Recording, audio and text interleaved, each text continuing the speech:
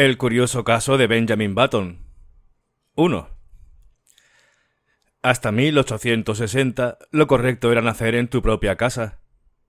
Hoy, según me dicen, los grandes dioses de la medicina han establecido que los primeros llantos del recién nacido deben ser emitidos en la atmósfera aséptica de un hospital, preferiblemente en un hospital elegante.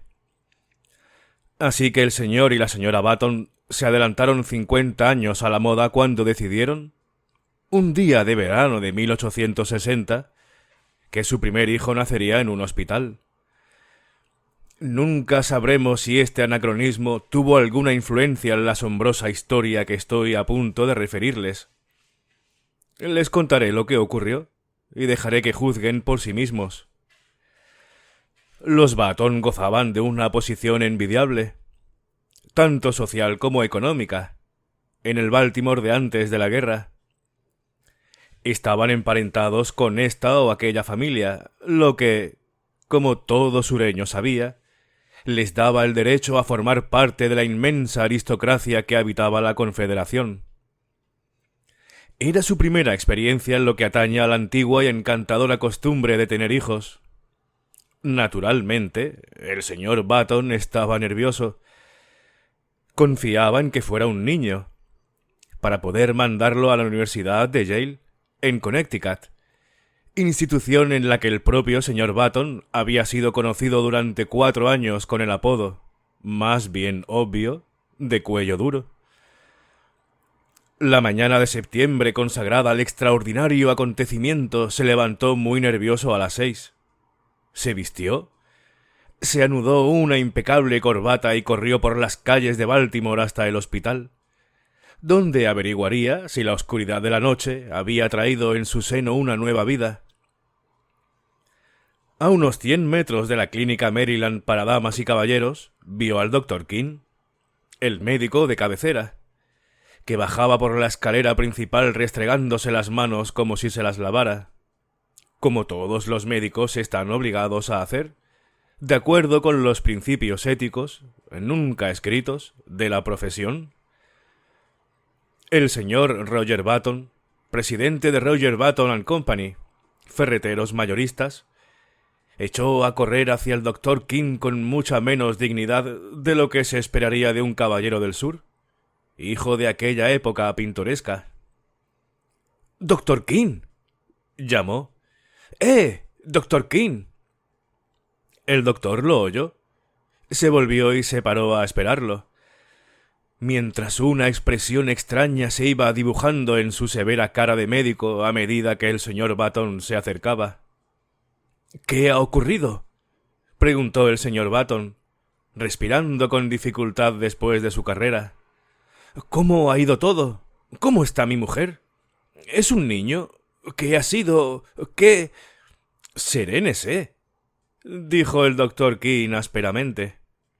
Parecía algo irritado. «¿Ha nacido el niño?», preguntó suplicante el señor Button. El doctor King frunció el entrecejo. «Diantre, sí, supongo, en cierto modo», y volvió a lanzarle una extraña mirada al señor Button. «¿Mi mujer está bien?». «Sí». «¿Es niño o niña?». «¡Y dale!», gritó el doctor King en el colmo de su irritación. «Le ruego que lo vea usted mismo. Es indignante». La última palabra cupo casi en una sola sílaba. Luego el doctor King murmuró: «¿Usted cree que en un caso como este mejorará mi reputación profesional? Otro caso así sería mi ruina. La ruina de cualquiera». «¿Qué pasa?», preguntó el señor Button, aterrado. «¿Trillizos?». «No, nada de trillizos», respondió el doctor, cortante. «Puede ir a verlo usted mismo y buscarse otro médico. Yo lo traje a usted al mundo, joven, y he sido el médico de su familia durante 40 años, pero he terminado con usted. No quiero verle ni a usted ni a nadie de su familia nunca más. Adiós». Se volvió bruscamente y, sin añadir palabra, subió a su faetón, que lo esperaba en la calzada y se alejó muy serio. El señor Button se quedó en la acera, estupefacto y temblando de pies a cabeza. ¡Qué horrible desgracia había ocurrido! De repente había perdido el más mínimo deseo de entrar en la clínica Maryland para damas y caballeros. Pero un instante después, haciendo un terrible esfuerzo, se obligó a subir las escaleras y cruzó la puerta principal. Había una enfermera sentada tras una mesa en la penumbra opaca del vestíbulo. Venciendo su vergüenza, el señor Button se le acercó. «Buenos días», saludó la enfermera, mirándolo con amabilidad. «Buenos días, soy el señor Button». Una expresión de horror se adueñó del rostro de la chica, que se puso en pie de un salto y pareció a punto de salir volando del vestíbulo. Se dominaba gracias a un esfuerzo ímprobo y evidente. «Quiero ver a mi hijo», dijo el señor Button. La enfermera lanzó un débil grito. «¡Por supuesto!», gritó histéricamente. «Arriba, al final de las escaleras. Suba». Le señaló la dirección con el dedo, y el señor Button, bañado en sudor frío, dio media vuelta, vacilante, y empezó a subir las escaleras. En el vestíbulo de arriba se dirigió a otra enfermera que se le acercó con una palangana en la mano. «Soy el señor Button», consiguió articular. «Quiero ver a mi...» «Clank». La palangana se estrelló contra el suelo y rodó hacia las escaleras. «Clank, clank». Empezó un metódico descenso, como si participara en el terror general que había desatado aquel caballero. «¡Quiero ver a mi hijo!». El señor Button casi gritaba. Estaba a punto de sufrir un ataque. «Clank». La palangana había llegado a la planta baja. La enfermera recuperó el control de sí misma y lanzó al señor Button una mirada de auténtico desprecio. «De acuerdo, señor Button», concedió con voz sumisa. «Muy bien. Pero si usted supiera cómo estábamos todos esta mañana, es algo sencillamente indignante. Esta clínica no conservará ni sombra de su reputación después de... ¡Rápido!», gritó el señor Button con voz ronca. «No puedo soportar más esta situación». «Venga entonces por aquí, señor Button». Se arrastró penosamente tras ella. Al final de un largo pasillo llegaron a una sala de la que salía un coro de aullidos. Una sala que, de hecho, sería conocida en el futuro como la sala de los lloros. Entraron. Alineadas a lo largo de las paredes había media docena de cunas con ruedas, esmaltadas de blanco, cada una con una etiqueta pegada en la cabecera. «Bueno», resopló el señor Button. «¿Cuál es el mío?». «Aquel», dijo la enfermera. Los ojos del señor Button siguieron la dirección que señalaba el dedo de la enfermera, y esto es lo que vieron. Envuelto en una voluminosa manta blanca, casi saliéndose de la cuna, había sentado un anciano que aparentaba unos 70 años. Sus escasos cabellos eran casi blancos, y del mentón le caía una larga barba color humo que ondeaba absurdamente de acá para allá, abanicada por la brisa que entraba por la ventana. El anciano miró al señor Button con ojos desvaídos y marchitos, en los que acechaba una interrogación que no hallaba respuesta. «¿Estoy loco?», tronó el señor Button, transformando su miedo en rabia. «¿O la clínica quiere gastarme una broma de mal gusto?». «A nosotros no nos parece ninguna broma», replicó la enfermera severamente. «Y no sé si usted está loco o no, pero lo que es absolutamente seguro es que ese es su hijo». El sudor frío se duplicó en la frente del señor Button. Cerró los ojos y volvió a abrirlos. Y miró. No era un error. veía un hombre de 70 años. Un recién nacido de 70 años. Un recién nacido al que las piernas se le salían de la cuna en la que descansaba. El anciano miró plácidamente al caballero y a la enfermera durante un instante, y de repente habló con voz cascada y vieja. ¿Eres mi padre?, preguntó.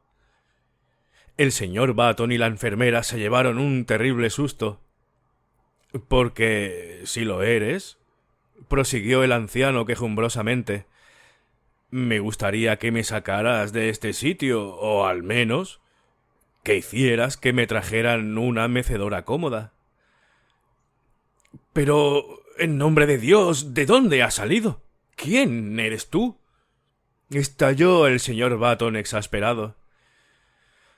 No te puedo decir exactamente quién soy, replicó la voz quejumbrosa, porque hace solo unas cuantas horas que he nacido. Pero mi apellido es Button, no hay duda. ¡Mientes!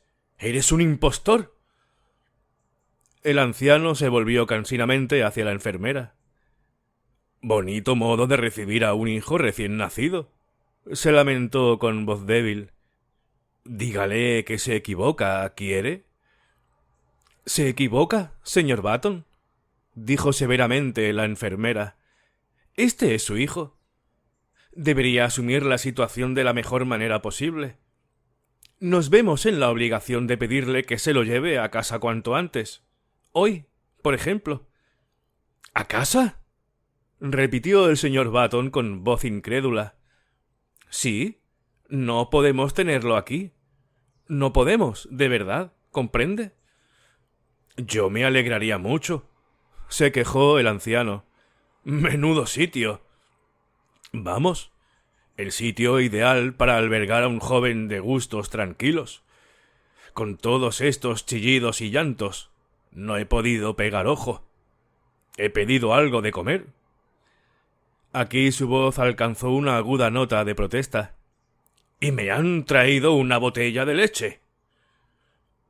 El señor Button se dejó caer en un sillón junto a su hijo y escondió la cara entre las manos. ¡Dios mío!, murmuró aterrorizado. ¿Qué va a decir la gente? ¿Qué voy a hacer? Tiene que llevárselo a casa, insistió la enfermera. Inmediatamente. Una imagen grotesca se materializó con tremenda nitidez ante los ojos del hombre atormentado. Una imagen de sí mismo paseando por las abarrotadas calles de la ciudad con aquella espantosa aparición renqueando a su lado. No puedo hacerlo. No puedo, gimió. La gente se pararía a preguntarle. ¿Y qué iba a decirles? Tendría que presentar a ese septuagenario. Este es mi hijo. Ha nacido esta mañana temprano. Y el anciano se acurrucaría bajo la manta y seguirían su camino penosamente, pasando por delante de las tiendas atestadas y el mercado de esclavos. Durante un oscuro instante, el señor Button deseó fervientemente que su hijo fuera negro. Por delante de las lujosas casas de los barrios residenciales y el asilo de ancianos. —¡Vamos! ¡Cálmese!, ordenó la enfermera. —Mire —anunció de repente el anciano—, si cree usted que me voy a ir a casa con esta manta, se equivoca de medio a medio. Los niños pequeños siempre llevan mantas. Con una risa maliciosa el anciano sacó un pañal blanco. —Mire —dijo con voz temblorosa—, mire lo que me han preparado. Los niños pequeños siempre llevan eso —dijo la enfermera remilgadamente. Bueno —dijo el anciano—, pues este niño no va a llevar nada puesto dentro de 2 minutos. Esta manta pica. Me podrían haber dado por lo menos una sábana. Déjatela, se apresuró a decir el señor Button.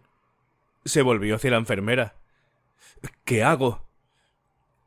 Vaya al centro y cómprele a su hijo algo de ropa. La voz del anciano siguió al señor Button hasta el vestíbulo. —¿Y un bastón, papá? que era un bastón. El señor Button salió dando un terrible portazo. 2. Buenos días, dijo el señor Button, nervioso, al dependiente de la mercería Shakespeare. Quisiera comprar ropa para mi hijo. ¿Qué edad tiene su hijo, señor? 6 horas, respondió el señor Button, sin pensárselo 2 veces. La sección de bebés está en la parte de atrás. Bueno, no creo... No estoy seguro de lo que busco. Es un niño extraordinariamente grande. Excepcionalmente grande. Allí puede encontrar tallas grandes para bebés. ¿Dónde está la sección de chicos?, preguntó el señor Button, cambiando desesperadamente de tema. Tenía la impresión de que el dependiente se había olido ya su vergonzoso secreto. ¿Aquí mismo? Bueno, el señor Button dudó. Le repugnaba la idea de vestir a su hijo con ropa de hombre. Si, por ejemplo, pudiera encontrar un traje de chico grande, muy grande, podría cortar aquella larga y horrible barba y teñir las canas. Así conseguiría disimular los peores detalles y conservar algo de su dignidad, por no mencionar su posición social en Baltimore. Pero la búsqueda afanosa por la sección de chicos fue inútil.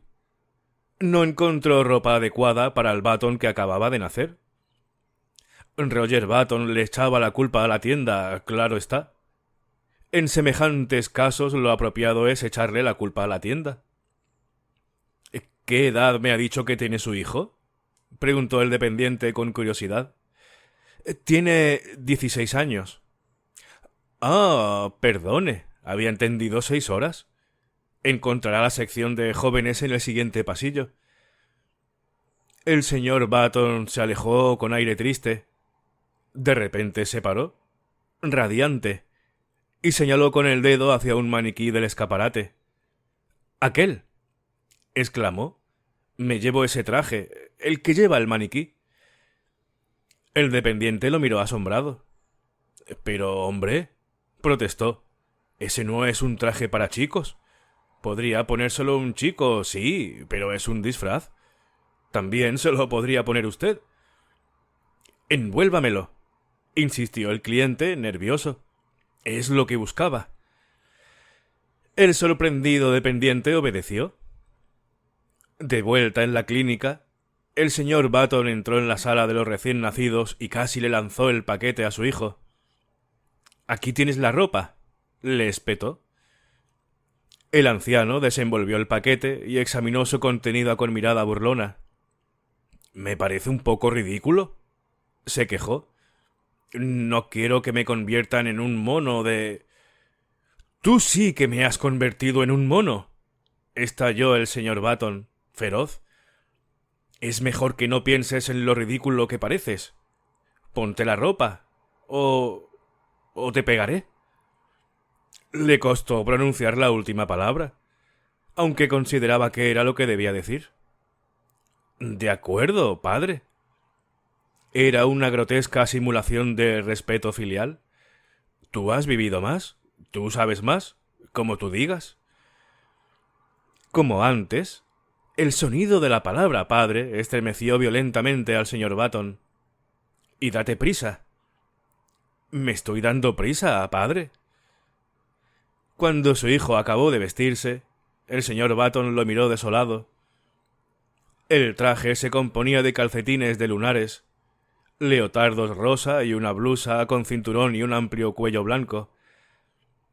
Sobre el cuello ondeaba la larga barba blanca, que casi llegaba a la cintura. No producía buen efecto. «¡Espera!». El señor Button empujó unas tijeras de quirófano y con 3 rápidos tijeretazos cercenó gran parte de la barba. Pero, a pesar de la mejora, el conjunto distaba mucho de la perfección. La greña enmarañada que aún quedaba, los ojos acuosos, los dientes de viejo, producían un raro contraste con aquel traje tan alegre. El señor Button, sin embargo, era obstinado. Alargó una mano. Vamos, dijo con severidad. Su hijo le cogió de la mano confiadamente. ¿Cómo me vas a llamar, papi? Preguntó con voz temblorosa cuando salían de la sala de los recién nacidos. ¿Nene? ¿A secas? ¿Hasta que pienses un nombre mejor? El señor Baton gruñó. No sé, respondió agriamente. Creo que te llamaremos Matusalén. 3. Incluso después de que al nuevo miembro de la familia Baton le cortaran el pelo y se lo tiñeran de un negro desvaído y artificial, y lo afeitaran hasta el punto de que le resplandeciera la cara, y lo equiparan con ropa de muchachito hecha a la medida por un sastre estupefacto, era imposible que el señor Baton olvidara que su hijo era un triste remedo de primogénito.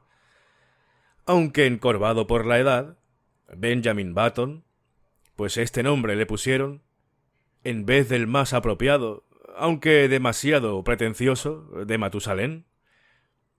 Medía 1,75 m.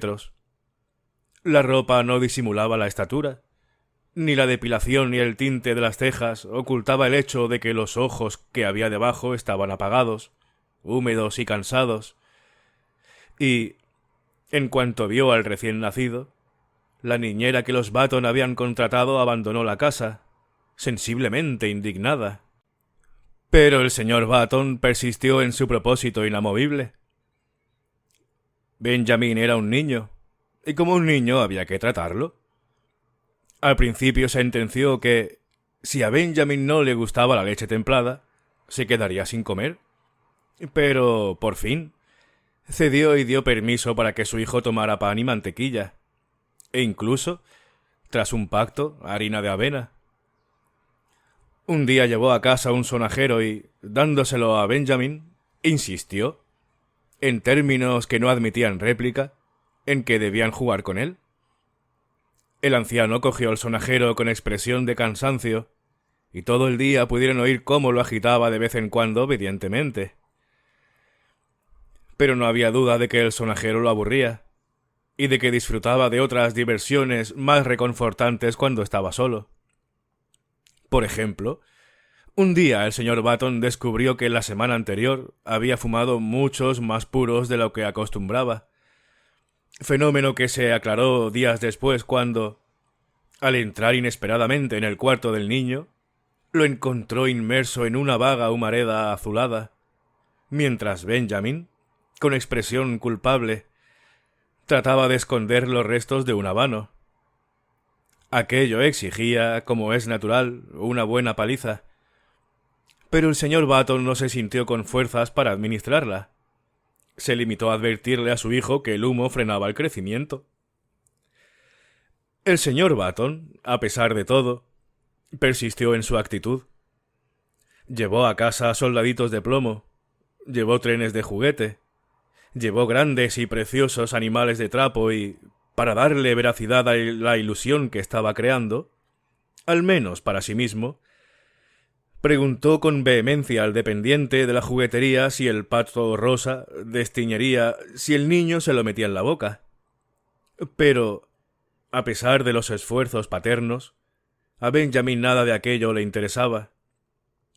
Se escabullía por las escaleras de servicio y volvía a su habitación con un volumen de la Enciclopedia Británica, ante el que podía pasar absorto una tarde entera, mientras las vacas de trapo y el arca de Noé yacían abandonadas en el suelo.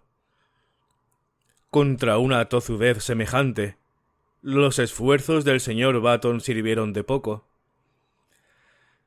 Fue enorme la sensación que, en un primer momento, causó en Baltimore. Lo que aquella desgracia podría haberles costado a los Baton y a sus parientes no podemos calcularlo, porque el estallido de la guerra civil dirigió la atención de los ciudadanos hacia otros asuntos. Hubo quienes, irreprochablemente corteses, se devanaron los sesos por felicitar a los padres, y al fin se les ocurrió la ingeniosa estratagema de decir que el niño se parecía a su abuelo, lo que, dadas las condiciones de normal decadencia comunes a todos los hombres de 70 años, resultaba innegable. A Roger Button y su esposa no les agradó, y el abuelo de Benjamin se sentó terriblemente ofendido. Benjamin, en cuanto salió de la clínica, se tomó la vida como venía. Invitaron a algunos niños para que jugaran con él, y pasó una tarde agotadora intentando encontrarles algún interés al trompo y a las canicas. Incluso se las arregló para romper, casi sin querer, una ventana de la cocina con un tirachinas, hazaña que complació secretamente a su padre.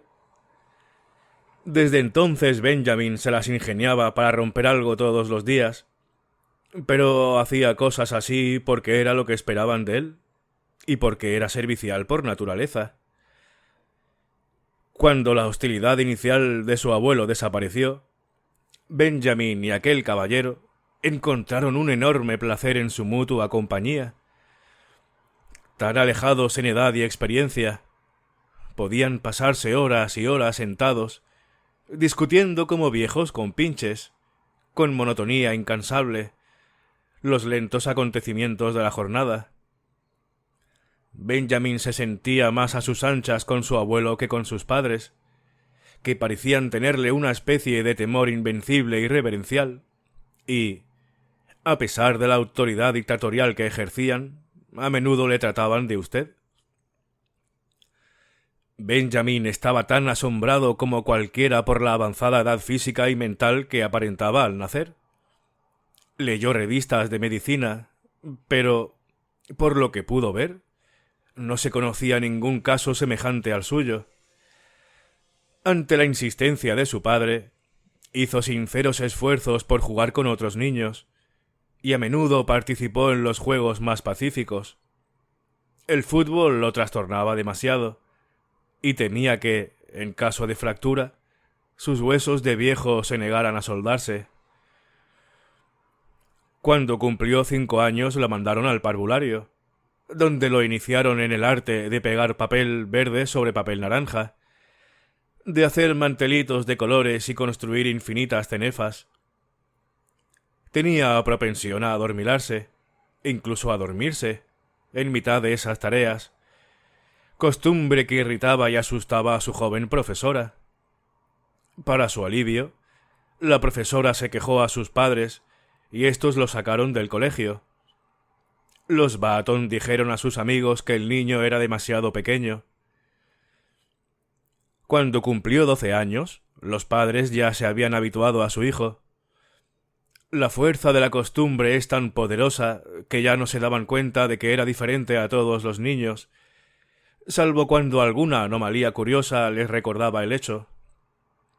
Pero un día, pocas semanas después de su 12º cumpleaños, mientras se miraba al espejo, Benjamin hizo, o creyó hacer, un asombroso descubrimiento.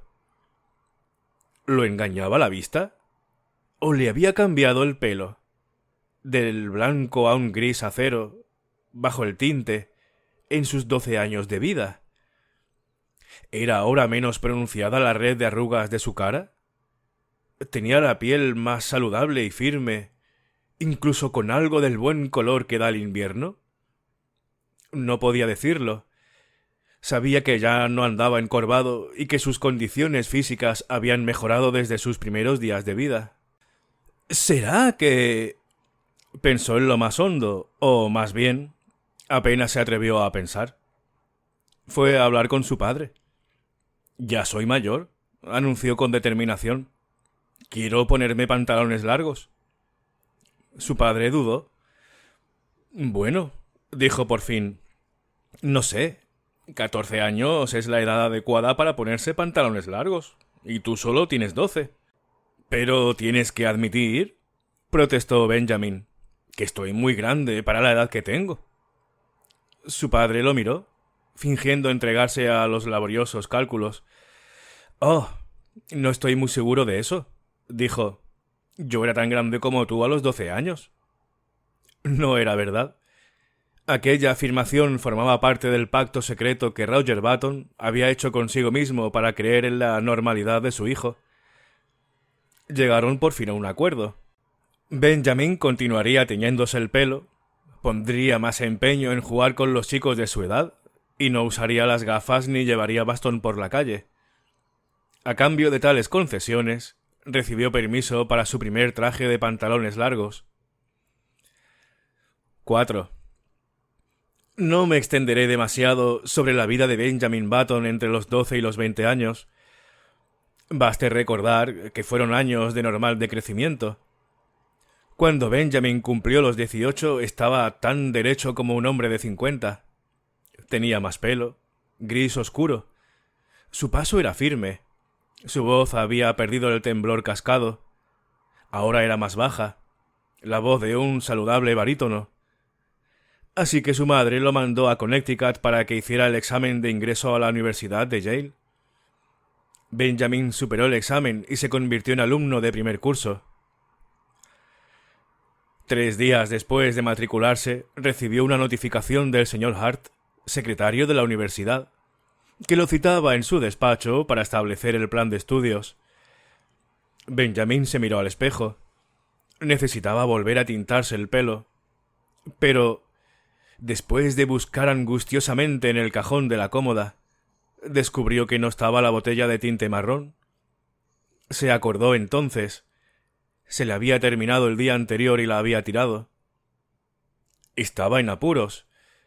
Tenía que presentarse en el despacho del secretario dentro de 5 minutos.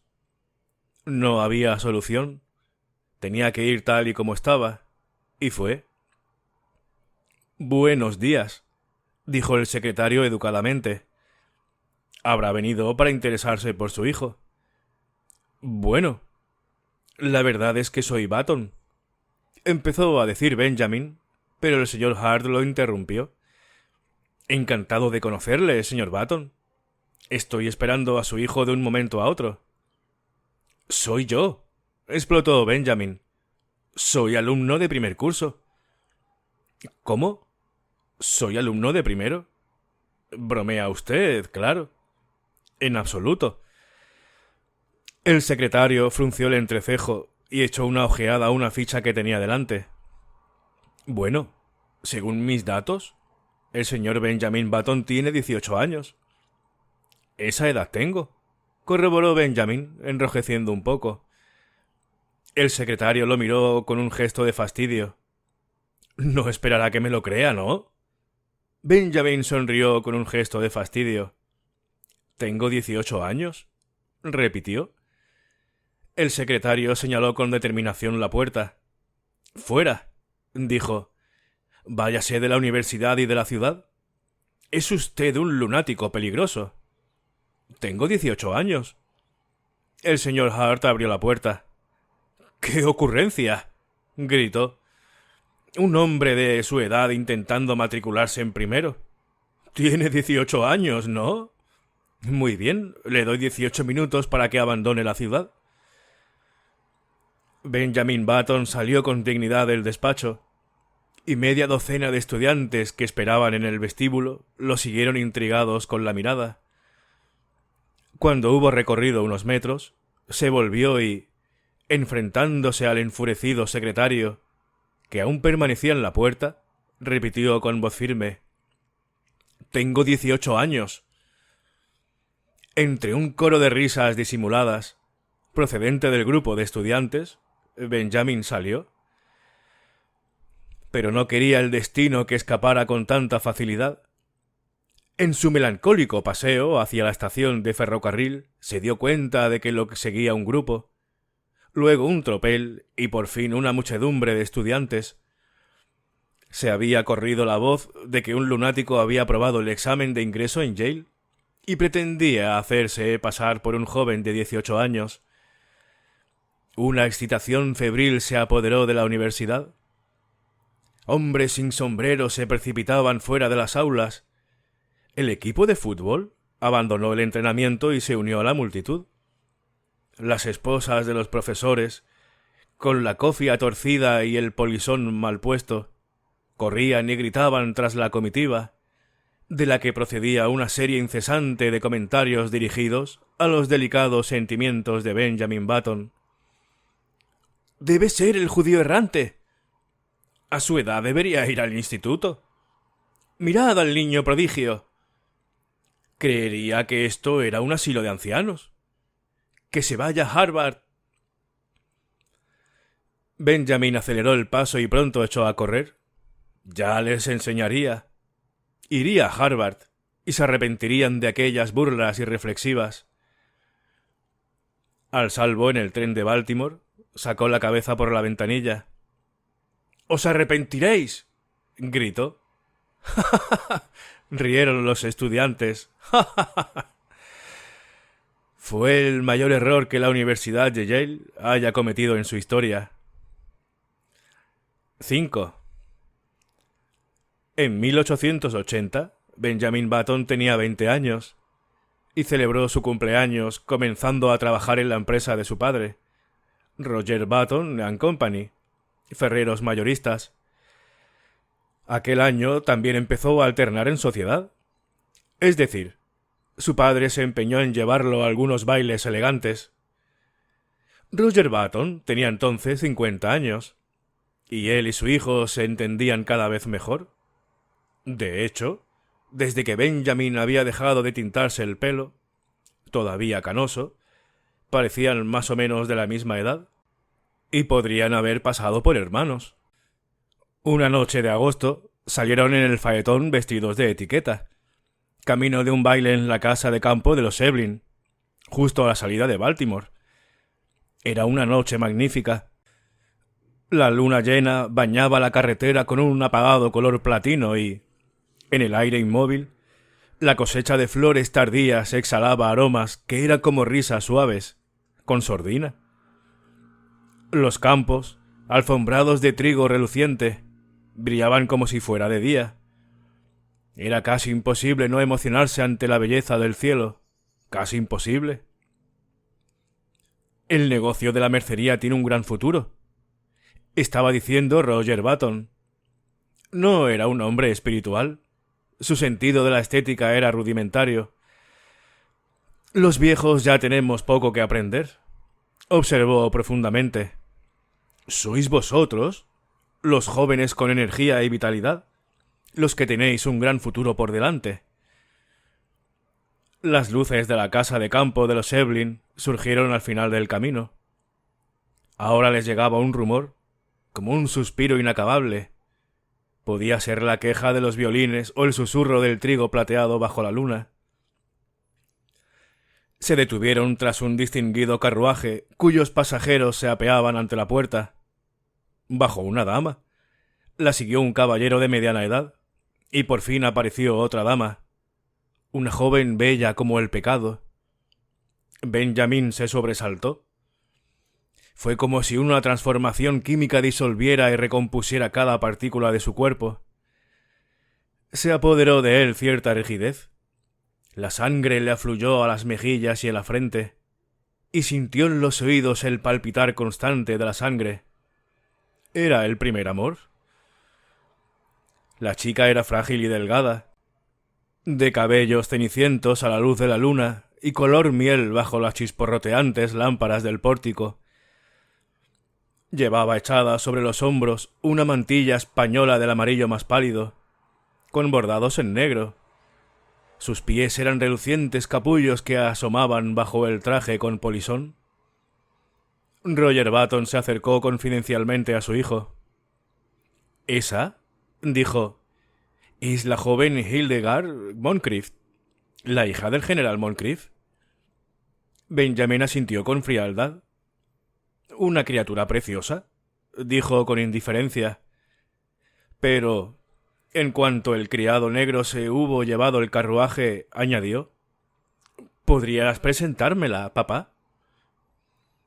Se acercaron a un grupo en el que la señorita Moncrief era el centro. Educada según las viejas tradiciones, se inclinó ante Benjamin. Sí, le concedería un baile. Benjamin le dio las gracias y se alejó tambaleándose. La espera hasta que llegara su turno se hizo interminablemente larga. Benjamin se quedó cerca de la pared, callado, inescrutable, mirando con ojos asesinos a los aristocráticos jóvenes de Baltimore que mariposeaban alrededor de Hildegard Moncrief con caras de apasionada admiración. Qué detestables le parecían a Benjamin, qué intolerablemente sonrosados. Aquellas barbas morenas y rizadas le provocaban una sensación parecida a la indigestión. Pero cuando llegó su turno, y se deslizaba con ella por la movediza pista de baile al compás del último vals de París, la angustia y los celos se derritieron como un manto de nieve. Ciego de placer, hechizado, sintió que la vida acababa de empezar. «Usted y su hermano llegaron cuando llegábamos nosotros, ¿verdad?», preguntó Hildegard, mirándolo con ojos que brillaban como esmalte azul. Benjamin dudó. Si Hildegard lo tomaba por el hermano de su padre, ¿debía aclarar la confusión? Recordó su experiencia en Yale y decidió no hacerlo. Sería una descortesía contradecir a una dama. Sería un crimen echar a perder aquella exquisita oportunidad con la grotesca historia de su nacimiento. Más tarde, quizá.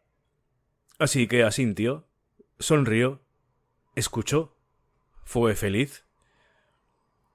«Me gustan los hombres de su edad», decía Hildegard. «Los jóvenes son tan tontos. Me cuentan cuánto champán bebieron en la universidad y cuánto dinero perdieron jugando las cartas. Los hombres de su edad saben apreciar a las mujeres». Benjamin sintió que estaba a punto de declararse. Dominó la tentación con esfuerzo. «Usted está en la edad romántica», continuó Hildegard. 50 años. A los 25 los hombres son demasiado mundanos. A los 30 están atosigados por el exceso de trabajo. Los 40 son la edad de las historias largas. Para contarlas se necesita un puro entero. Los 60... los 60 están demasiado cerca de los 70. Pero los 50 son la edad de la madurez. Me encantan los 50. Los 50 le parecieron a Benjamin una edad gloriosa. Deseó apasionadamente tener 50 años. «Siempre lo he dicho», continuó Hildegard. «Prefiero casarme con un hombre de 50 años y que me cuide, a casarme con uno de 30 y cuidar de él». Para Benjamin, el resto de la velada estuvo bañado por una neblina color miel. Hildegard le concedió 2 bailes más, y descubrieron que estaban maravillosamente de acuerdo en todos los temas de actualidad. Darían un paseo en Calesa el domingo, y hablarían más detenidamente. Volviendo a casa en el faetón, justo antes de romper el alba, cuando empezaban a zumbar las primeras abejas y la luna consumida brillaba débilmente en la niebla fría, Benjamin se dio cuenta vagamente de que su padre estaba hablando de ferretería al por mayor. «¿Qué asunto propones que tratemos, además de los clavos y los martillos?», decía el señor Button. «Los besos», respondió Benjamin, distraído.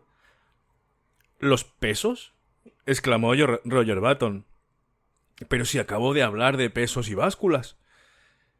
Benjamin lo miró aturdido, y el cielo, hacia el este, reventó de luz, y una oropéndola bostezó entre los árboles que pasaban veloces. 6. Cuando, 6 meses después, se puso la noticia del enlace entre la señorita Hildegard Moncrieff y el señor Benjamin Button, y digo se supo la noticia porque el general Moncrieff declaró que prefería arrojarse sobre su espada antes que anunciarlo, la conmoción de la alta sociedad de Baltimore alcanzó niveles febriles. La casi olvidada historia del nacimiento de Benjamin fue recordada y propalada escandalosamente a los 4 vientos de los modos más picarescos e increíbles. Se dijo que, en realidad, Benjamin era el padre de Roger Button, que era un hermano que había pasado 40 años en la cárcel, que era el mismísimo John Wilkes Booth disfrazado, y que 2 cuernecillos despuntaban en su cabeza. Los suplementos dominicales de los periódicos de Nueva York explotaron el caso con fascinantes ilustraciones que mostraban la cabeza de Benjamin Button acoplada al cuerpo de un pez o de una serpiente, o rematando una estatua de bronce. Llegó a ser conocido en el mundo periodístico como el misterioso hombre de Maryland. Pero la verdadera historia, como suele ser normal, apenas tuvo difusión. Como quiera que fuera, todos coincidieron con el general Moncrief. Era un crimen que una chica encantadora, que podía haberse casado con el mejor galán de Baltimore, se arrojara en brazos de un hombre que tenía por lo menos 50 años. Fue inútil que el señor Roger Button publicara el certificado de nacimiento de su hijo en grandes caracteres en el Blaze de Baltimore. Nadie lo creyó. Bastaba tener ojos en la cara y mirar a Benjamin. Por lo que se refiere a las dos personas a quienes más concernía el asunto, no hubo vacilación alguna. Circulaban tantas historias falsas acerca de su prometido, que Hildegard se negó terminantemente a creer la verdadera. Fue inútil que el general Moncrief le señalara el alto índice de mortalidad entre los hombres de 50 años, o, al menos, entre los hombres que aparentaban 50 años. E inútil que le hablara de la inestabilidad del negocio de la ferretería al por mayor. Hildegard eligió casarse con la madurez, y se casó. 7. En una cosa, al menos, los amigos de Hildegard Moncrief se equivocaron. El negocio de ferretería al por mayor prosperó de manera asombrosa. En los 15 años que transcurrieron entre la boda de Benjamin Button en 1880 y la jubilación de su padre en 1895, la fortuna familiar se había duplicado, gracias en gran medida al miembro más joven de la firma. No hay que decir que Baltimore acabó acogiendo a la pareja en su seno.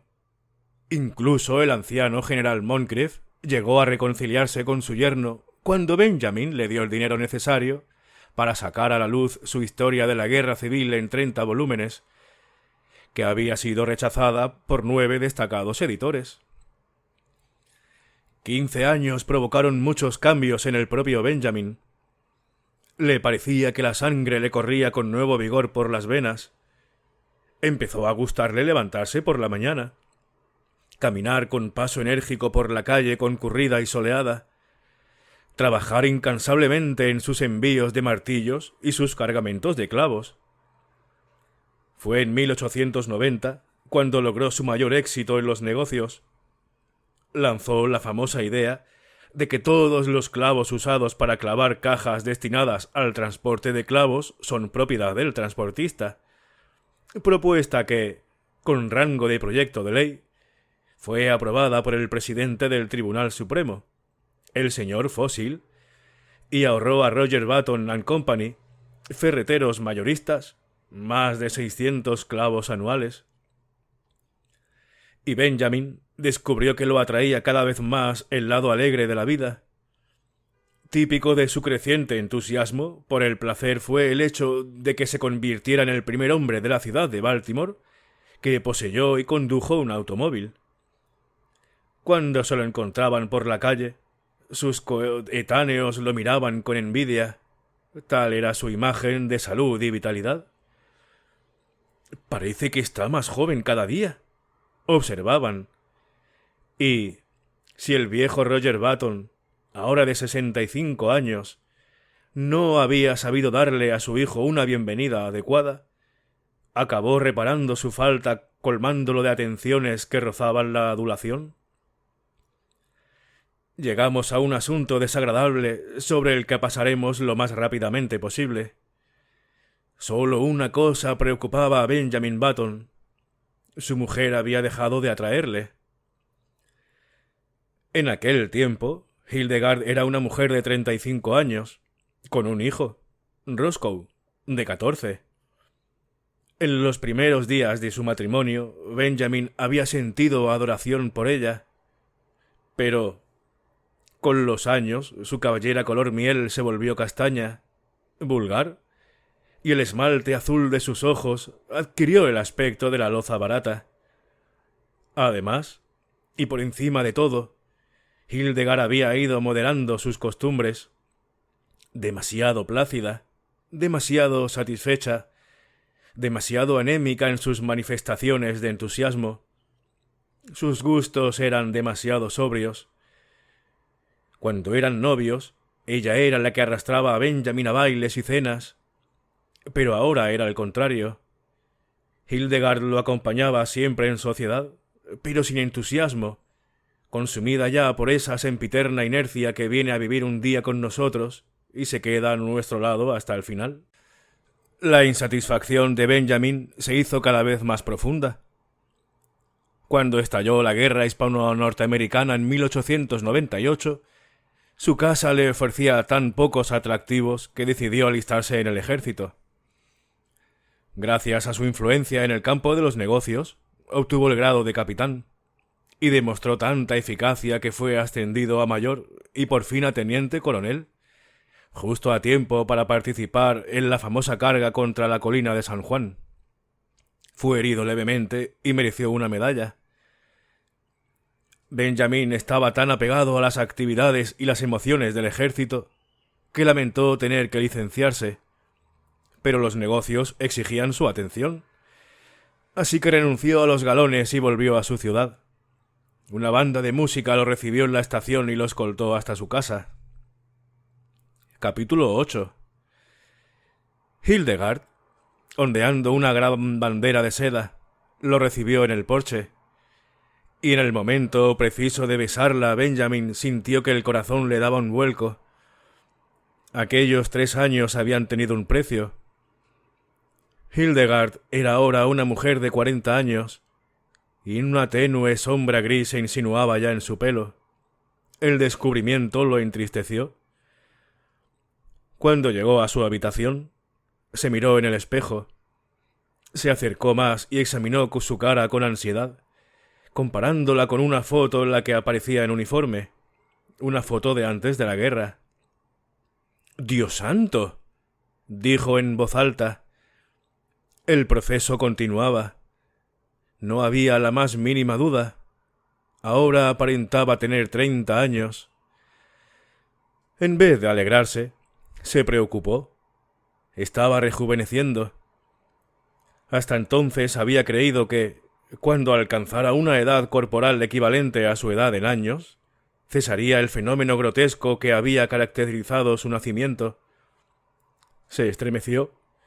Su destino le pareció horrible, increíble. Volvió a la planta principal. Hildegard lo estaba esperando. Parecía enfadada, y Benjamin se preguntó si habría descubierto al fin que pasaba algo malo. Intentando aliviar la tensión, abordó el asunto durante la comida, de la manera más delicada que se le ocurrió. «Bueno», observó en tono desenfadado, «todos dicen que parezco más joven que nunca». Hildegard lo miró con desdén y sollozó. «¿Y te parece algo de lo que presumir?» «No estoy presumiendo», aseguró Benjamin, incómodo. Ella volvió a sollozar. «Vaya idea», dijo, y agregó un instante después. «Creía que tendrías el suficiente amor propio como para acabar con esto». «¿Y cómo?», preguntó Benjamin. «No voy a discutir contigo», replicó su mujer. «Pero hay una manera apropiada de hacer las cosas y una manera equivocada. Si tú has decidido ser distinto a todos, me figuro que no puedo impedírtelo. Pero la verdad es que no me parece muy considerado por tu parte». «Pero, Hildegard, yo no puedo hacer nada». «Sí que puedes. Pero eres un cabezón, solo eso. Estás convencido de que tienes que ser distinto. Has sido siempre así y lo seguirás siendo. Pero piensa, solo un momento, ¿qué pasaría si todos compartieran tu manera de ver las cosas? ¿Cómo sería el mundo?» Se trataba de una discusión estéril y sin solución, así que Benjamin no contestó. Y desde aquel instante un abismo comenzó a abrirse entre ellos. Y Benjamin se preguntaba qué fascinación podía haber ejercido Hildegard sobre él en otro tiempo. Y, para ahondar la brecha, Benjamin se dio cuenta de que, a medida que el nuevo siglo avanzaba, se fortalecía su sed de diversiones. No había fiesta en Baltimore en la que no se le viera bailar con las casadas más hermosas y charlar con las debutantes más solicitadas, disfrutando de los encantos de su compañía, mientras su mujer, como una viuda de mal agüero, se sentaba entre las madres y las tías vigilantes, para observarlo con altiva desaprobación, o seguirlo con ojos solemnes, perplejos y acusadores. «Mira», comentaba la gente, «qué lástima. Una joven de esa edad casado con una mujer de 45 años. Debe de tener por lo menos 20 años menos que su mujer». Habían olvidado, porque la gente olvida inevitablemente, que ya en 1880 sus papás y mamás también había hecho comentarios sobre aquel matrimonio mal emparejado. Pero la gran variedad de sus nuevas aficiones compensaba la creciente infidelidad hogareña de Benjamin. Descubrió el golf y obtuvo grandes éxitos. Se entregó al baile. En 1906 era un experto en el Boston, y en 1908 era considerado un experto del Maxix, mientras que en 1909 su Castle Walk fue la envidia de todos los jóvenes de la ciudad. Su vida social, naturalmente, se mezcló hasta cierto punto con sus negocios, pero ya llevaba 25 años dedicado en cuerpo y alma a la ferretería al por mayor, y pensó que iba siendo hora de que se hiciera cargo del negocio su hijo Roscoe, que había terminado sus estudios en Harvard. Y, de hecho, a menudo confundían a Benjamin con su hijo. Semejante confusión agradaba a Benjamin, que olvidó pronto el miedo insidioso que lo había invadido a su regreso de la guerra hispanoamericana. Su aspecto le producía ahora un placer ingenuo. Solo tenía una contradicción aquel delicioso ungüento. Detestaba aparecer en público con su mujer. Hildegard tenía casi 50 años y, cuando la veía, se sentía completamente absurdo. 9. Un día de septiembre de 1910, pocos años después de que el joven Roscoe Button se hiciera cargo de la Roger Button and Company, ferreteros mayoristas, un hombre que aparentaba unos 20 años se matriculó como alumno de primer curso en la Universidad de Harvard, en Cambridge. No cometió el error de anunciar que nunca volvería a cumplir los 50, ni mencionó el hecho de que su hijo había obtenido su licenciatura en la misma institución 10 años antes. Fue admitido y, casi desde el primer día, alcanzó una relevante posición en su curso, en parte porque parecía un poco mayor que los otros estudiantes de primero, cuya media de edad rondaba los 18 años.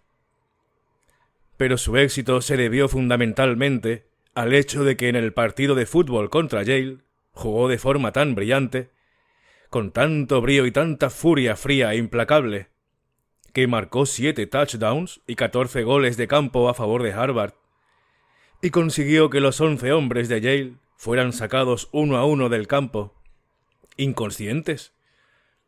Se convirtió en el hombre más célebre de la universidad. Aunque parezca raro, en tercer curso apenas si fue capaz de formar parte del equipo. Los entrenadores dijeron que había perdido peso, y los más observadores repararon en que no era tan alto como antes. Ya no marcaba touchdowns. Lo mantenían en el equipo con la esperanza de que su enorme reputación sembrara el terror y la desorganización en el equipo de Yale. En el último curso, ni siquiera lo incluyeron en el equipo. Se había vuelto tan delgado y frágil que un día unos estudiantes de segundo lo confundieron con un novato, incidente que lo humilló profundamente. Empezó a ser conocido como una especie de prodigio, un alumno de los últimos cursos, que quizá no tenía más de 16 años, y a menudo lo escandalizaba la mundanería de algunos de sus compañeros. Los estudios le parecían más difíciles, demasiado avanzados. Había oído a sus compañeros hablar del St. Midas, famoso colegio preuniversitario, en el que muchos de ellos se habían preparado para la universidad, y decidió que, cuando acabara la licenciatura, se matricularía en el St. Midas, donde, entre chicos de su complexión, estaría más protegido y la vida sería más agradable. Terminó los estudios en 1914 y volvió a su casa, a Baltimore, con el título de Harvard en el bolsillo. Hildegard residía ahora en Italia, así que Benjamin se fue a vivir con su hijo, Roscoe. Pero, aunque fue recibido como de costumbre, era evidente que el afecto de su hijo se había enfriado. Incluso manifestaba cierta tendencia a considerar un estorbo a Benjamin, cuando vagaba por la casa presa de melancolías de adolescente. Roscoe se había casado, ocupaba un lugar prominente en la vida social de Baltimore, y no deseaba que en torno a su familia se suscitara el menor escándalo. Benjamin ya no era persona grata entre las debutantes y los universitarios más jóvenes, y se sentía abandonado, muy solo, con la única compañía de 3 o 4 chicos de la vecindad, de 14 o 15 años. Recordó el proyecto de ir al colegio de St. Midas. «Oye», le dijo a Roscoe un día, «¿cuántas veces tengo que decirte que quiero ir al colegio?» «Bueno, pues ve, entonces», abrevió Roscoe. El asunto le desagradaba, y deseaba evitar la discusión. «¿No puedo ir solo?», dijo Benjamin, vulnerable. «Tienes que matricularme y llevarme tú». «No tengo tiempo», declaró Roscoe con brusquedad. Entrecerró los ojos y miró preocupado a su padre. «El caso es», añadió, «que ya está bien. Podrías pararte ya, ¿no? Sería mejor...» Se interrumpió, y su cara se volvió roja mientras buscaba las palabras. «Tienes que dar un giro de 180 grados. Empezar de nuevo, pero en dirección contraria. Esto ya ha ido demasiado lejos para ser una broma. Ya no tiene gracia. Tú... ya es hora de que te portes bien». Benjamin lo miró, al borde de las lágrimas. «Y otra cosa», continuó Roscoe. «Cuando haya visitas en casa, quiero que me llames tío, no Roscoe, sino tío. ¿Comprendes? Parece absurdo que un niño de 15 años me llame por mi nombre de pila. Quizá harías bien en llamarme tío siempre. Así te acostumbrarías». Después de mirar severamente a su padre, Roscoe le dio la espalda. 10. Cuando terminó esta discusión, Benjamin, muy triste, subió a su dormitorio y se miró al espejo. No se afeitaba desde hacía 3 meses, pero apenas si se descubría en la cara una pelusilla incolora que no valía la pena tocar. La primera vez que, en vacaciones, volvió a Harvard, Roscoe se había atrevido a sugerirle que debería llevar gafas y una barba postiza pegada a las mejillas. Por un momento pareció que iba a repetirse la farsa de sus primeros años, pero la barba le picaba y le daba vergüenza. Benjamin lloró, y Roscoe había acabado cediendo a regañadientes. Benjamin abrió un libro de cuentos para niños, Los Boy Scouts en la bahía de Bimini, y comenzó a leer. Pero no podía quitarse de la cabeza la guerra. Hacía un mes que Estados Unidos se había unido a la causa aliada, y Benjamin quería alistarse. Pero... ¡ay! 16 años eran la edad mínima, y Benjamin no parecía tenerlos. De cualquier modo, su verdadera edad, 55 años, también lo inhabilitaba para el ejército. Llamaron a la puerta, y el mayordomo apareció con una carta con gran membrete oficial en una esquina, dirigida al señor Benjamin Button. Benjamin la abrió, rasgando el sobre con impaciencia, y leyó la misiva con deleite. Muchos militares de alta graduación, actualmente en la reserva, que habían prestado servicio durante la guerra con España, estaban siendo llamados al servicio con un rango superior. Con la carta se adjuntaba su nombramiento como general de brigada del ejército de Estados Unidos y la orden de incorporarse inmediatamente. Benjamin se puso en pie de un salto, casi temblando de entusiasmo. Aquello era lo que había deseado. Cogió su gorra y 10 minutos después entraba en una gran sastrería de Charles Street y, con insegura voz de tiple, ordenaba que le tomaran medidas para el uniforme. ¿Quieres jugar a los soldados, niño?, preguntó un dependiente, con indiferencia. Benjamin enrojeció. Oiga, ¿a usted no le importa lo que yo quiera?, replicó con rabia. Me llamo Baton y vivo en la Vernon Place, así que ya sabe quién soy. Bueno, admitió el dependiente, titubeando. Por lo menos sé quién es su padre. Le tomaron las medidas, y una semana después estuvo listo el uniforme. Tuvo algunos problemas para conseguir los galones e insignias de general, porque el comerciante insistía en que una bonita insignia de la Asociación de Jóvenes Cristianas quedaría igual de bien y sería mucho mejor para jugar. Sin decirle nada a Roscoe, Benjamin salió de casa una noche y se trasladó en tren a Camp Mosby, en Carolina del Sur, donde debía asumir el mando de una brigada de infantería.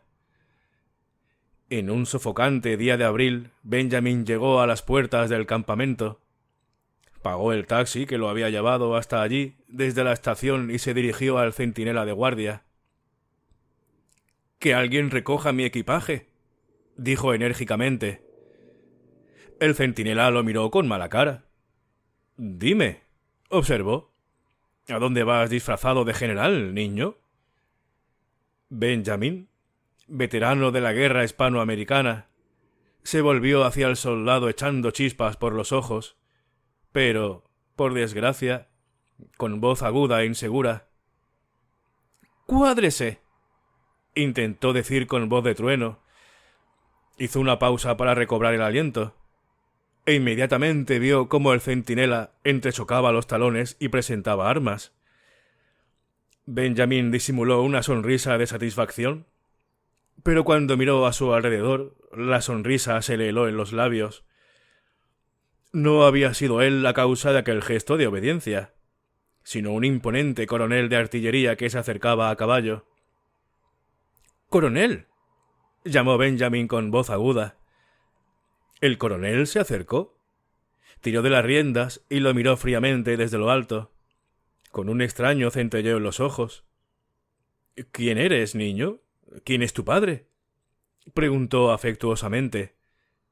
«Ya le enseñaré yo quién soy», contestó Benjamin con voz fiera. «Baje inmediatamente del caballo». El coronel se rió a carcajadas. «¿Quieres mi caballo, general?» «Tenga», gritó Benjamin exasperado. «Lea esto». Y tendió su nombramiento al coronel. El coronel lo leyó y los ojos se le salían de las órbitas. «¿Dónde lo has conseguido?», preguntó, metiéndose el documento en su bolsillo. «Me lo ha mandado el gobierno, como usted descubrirá enseguida». «Acompáñame», dijo el coronel, con una mirada extraña. «Vamos al puesto de mando, allí hablaremos. Venga, vamos». El coronel dirigió su caballo, al paso, hacia el puesto de mando, y Benjamin no tuvo más remedio que seguirlo con toda la dignidad de la que era capaz, prometiéndose, mientras tanto, una dura venganza. Pero la venganza no llegó a materializarse. Se materializó, unos días después, su hijo Roscoe, que llegó de Baltimore, acolorado y de mal humor por el viaje inesperado, y escoltó al lloroso general, sin uniforme, de vuelta a casa. 11. En 1920 nació el primer hijo de Roscoe Baton. Durante las fiestas de rigor, a nadie se le ocurrió mencionar que el chiquillo mugriento que aparentaba unos 10 años de edad y jugueteaba por la casa con soldaditos de plomo y un circo en miniatura era el mismísimo abuelo del recién nacido. A nadie molestaba aquel chiquillo de cara fresca y alegre, en la que a veces se adivinaba una sombra de tristeza. Pero para Roscoe Button su presencia era una fuente de preocupaciones. En el idioma de su generación, Roscoe no consideraba que el asunto reportara la menor utilidad. Le parecía que su padre, negándose a parecer un anciano de 60 años, no se comportaba como un hombre de pelo en pecho. Esta era la expresión preferida de Roscoe, sino de un modo perverso y estrafalario. Pensar en aquel asunto más de media hora lo ponía al borde de la locura. Roscoe creía que los hombres con nervios de acero debían mantenerse jóvenes, pero llevar las cosas a tal extremo no reportaba ninguna utilidad. Y en este punto Roscoe interrumpía sus pensamientos. 5 años más tarde, el hijo de Roscoe había crecido lo suficiente para jugar con el pequeño Benjamin bajo la supervisión de la misma niñera. Roscoe los llevó a los dos al parvulario el mismo día, y Benjamin descubrió que jugar con tiras de papel de colores y hacer mantelitos y cenefas y curiosos y bonitos dibujos era el juego más fascinante del mundo.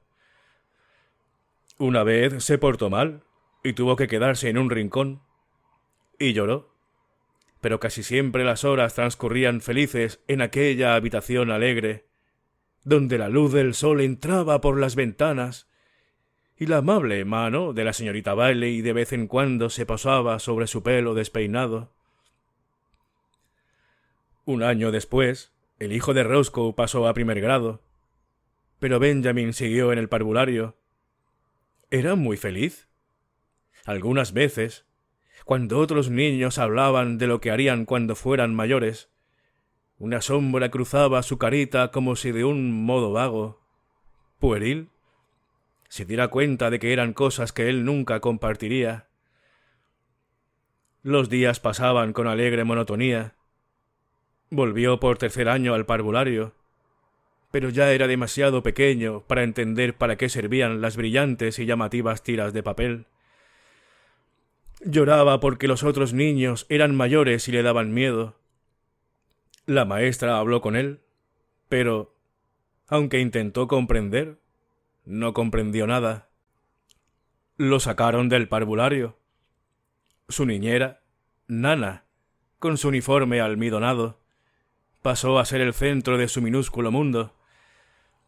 Los días de sol iban de paseo al parque. Nana le señalaba con el dedo un gran monstruo gris y decía elefante, y Benjamin debía repetir la palabra. Y aquella noche, mientras lo desnudaran para acostarlo, la repetiría una y otra vez en voz alta. «Leíante, lefante, leíante». Algunas veces, Nana le permitía saltar en la cama, y entonces se lo pasaba muy bien, porque, si te sentabas exactamente como debías, rebotabas, y así decías «¡Ah!» durante mucho tiempo mientras dabas saltos. Conseguías un efecto vocal intermitente y muy agradable. Le gustaba mucho coger del perchero un gran bastón y andar de acá para allá golpeando sillas y mesas, y diciendo «¡Pelea! ¡Pelea! ¡Pelea!». Si había visita, las señoras mayores chasqueaban la lengua a su paso, lo que le llamaba la atención, y las jóvenes intentaban besarlo, a lo que él se sometía con un ligero fastidio. Y, cuando el largo día acababa, a las 5 en punto, Nana lo llevaba arriba y le daba a cucharadas harina de avena y unas papillas estupendas. No había malos recuerdos en su sueño infantil. No le quedaban recuerdos de sus magníficos días universitarios, ni de los años espléndidos en que rompía el corazón de tantas chicas. Solo existían las blancas, seguras paredes de su cuna, y Nana y un hombre que venía a verlo de vez en cuando, y una inmensa esfera anaranjada, que Nana le señalaba un segundo antes del crepúsculo y la hora de dormir, a la que Nana llamaba el sol. Cuando el sol desaparecía, los ojos de Benjamin se cerraban, soñolientos. y no había sueños. Ningún sueño venía a perturbarlo. El pasado. La salvaje carga al frente de sus hombres contra la colina de San Juan. Los primeros años de su matrimonio, cuando se quedaba trabajando hasta muy tarde en los anocheceres veraniegos de la ciudad presurosa, trabajando por la joven Hildegard, a la que quería. Y, antes, aquellos días en que se sentaba a fumar con su abuelo, hasta bien entrada la noche en la vieja y lóbrega casa de los Button, en Monroe Street. Todo se había desvanecido como un sueño inconsistente, pura imaginación, como si nunca hubiera existido. No se acordaba de nada. No recordaba con claridad si la leche de su última comida estaba templada o fría, ni el paso de los días. Solo existían su cuna y la presencia familiar de Nana. Y, aparte de eso, no se acordaba de nada. Cuando tenía hambre lloraba. Eso era todo. Durante las tardes y las noches respiraba, y lo envolvían suaves murmullos y susurros que apenas oía, y olores casi indistinguibles, y luz y oscuridad. Luego fue todo oscuridad, y su blanca cuna y los rostros confusos que se movían por encima de él, y el tibio y dulce aroma de la leche, acabaron de desvanecerse. Bien, este ha sido este curioso caso de Benjamin Button, que sí es cierto que es curioso y extraño desde luego. Espero que os haya gustado tanto el relato como la lectura, y si es así, pues si no quieres también perderte el resto de lecturas, no olvides suscribirte y además, muy importante, activar la campana que hay al lado del botón de suscripción. Y bueno, lo dicho, espero que hayas disfrutado de la lectura. Muchísimas gracias por tu compañía y hasta la siguiente lectura. Hasta luego.